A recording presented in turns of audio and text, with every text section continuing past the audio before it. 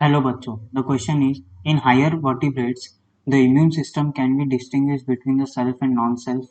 If this property is lost due to the genetic abnormality and it attacks the self antigen, then it leads to option A allergic response, option D graft rejection, option C autoimmune disease and option D acute immunity. तो हमें पूछा है कि अगर self and non self ये जो distinguish करता है इम्यून सिस्टम, अगर वो लॉस हो गया तो कौन सा डिसीज हमें हो सकता है. So So when in higher vertebrates, when in higher vertebrates, vertebrates का मतलब होता है जिनके पास well developed spinal column, spinal column हो. जब नॉट कॉर्ड स्पाइनल कॉलम में कन्वर्ट होता है तो वैसे एनिमल्स को हम वर्टिब्रेट्स. तो हायर वर्टिब्रेट्स में जब इम्यून सिस्टम, आपका जो इम्यून सिस्टम होता है वो it's not able to distinguish to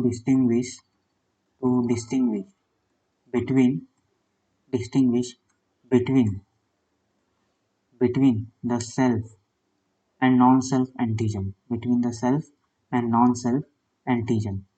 At that time it will form, at that time it will form, मतलब आपका immune cell will form, immune cell will form the antibody, it will forms the antibody against the self antigen, self against the self antigen present on the own cell, due to which the tissues of the bodies are destroyed, tissues of the bodies are destroyed, and that condition is called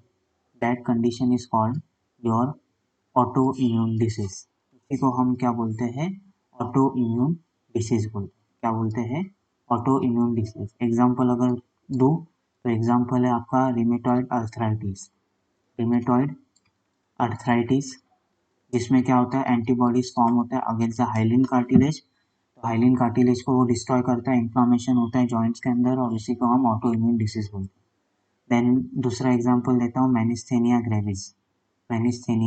gravis, जिसमें क्या होता है skeletal muscles में जो acetyl choline होते हैं neuro muscular junction में, जब न्यूरो रिलीज होता है नॉर्मली एसिटाइल कोलिन, तो वो बाइंड होना चाहिए पोस्ट साइनेप्टिक न्यूरॉन पे जो रिसेप्टर्स होते हैं एसिटाइल कोलिन रिसेप्टर वहाँ पे, और स्केलेटल मसल्स को क्या करता है वो कॉन्ट्रैक्ट करता है. लेकिन क्या होता है जो एंटीबॉडी प्रोड्यूस होता है वो आपके एसिटाइल कोलिन के जो रिसेप्टर प्रेजेंट होते हैं पोस्ट न्यूरॉन पे वहाँ पे जाके बाइंड हो जाता है, जिसके कारण क्या होता है आपका एसिटाइल कोलिन जो प्री साइनेप्टिक न्यूरॉन से रिलीज हुआ है न्यूरो वो बाइंड नहीं हो पाता, और यहाँ पे स्केलेटल मसल्स क्या नहीं होते, कॉन्ट्रैक्ट नहीं होते. स्केलेटल मसल्स इफेक्टिवली क्या नहीं हो पाते, कॉन्ट्रैक्ट नहीं हो पाते, जिसके कारण स्केलेटल मसल्स पैरालाइज हो जाते हैं और उसी कंडीशन को हम मैनिस्थेनिया ग्रेविस बोलते हैं.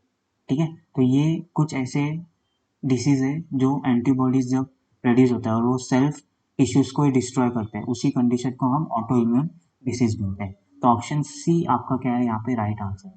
अदर ऑप्शंस की बात करें एलर्जिक रिएक्शन, तो ये नॉर्मली जब एलर्जन एंटर होता है, एलर्जन मतलब डस्ट, पॉलन, तो यहाँ पे इम्यून सिस्टम जो होता है ना वो एबनॉर्मली रिएक्ट करता है. क्या रिएक्ट करता है, एबनॉर्मली रिएक्ट करता है और इन्फ्लामेटरी रिस्पॉन्स क्या करता है, कॉज करता है.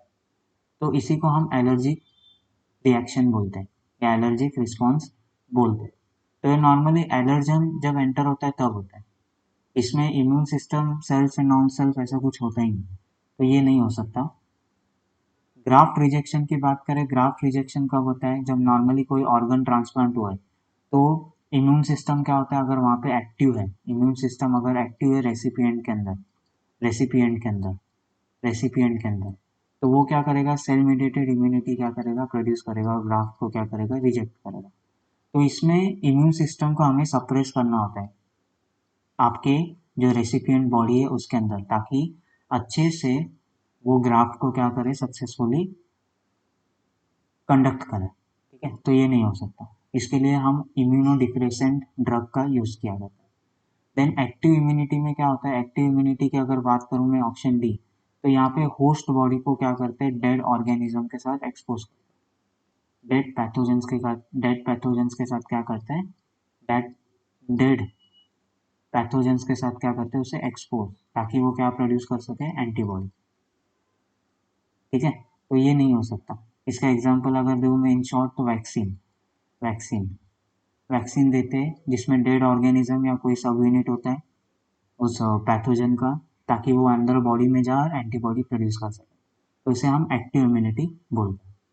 तो हमें पूछा है कि जब सेल्फ एंड नॉन सेल्फ यहाँ पे लॉस हो जाएगा तो क्या हो सकता है, तो वो हो सकता है auto immune disease. Option C is your right answer. I hope you will understood this concept. Thank you and best of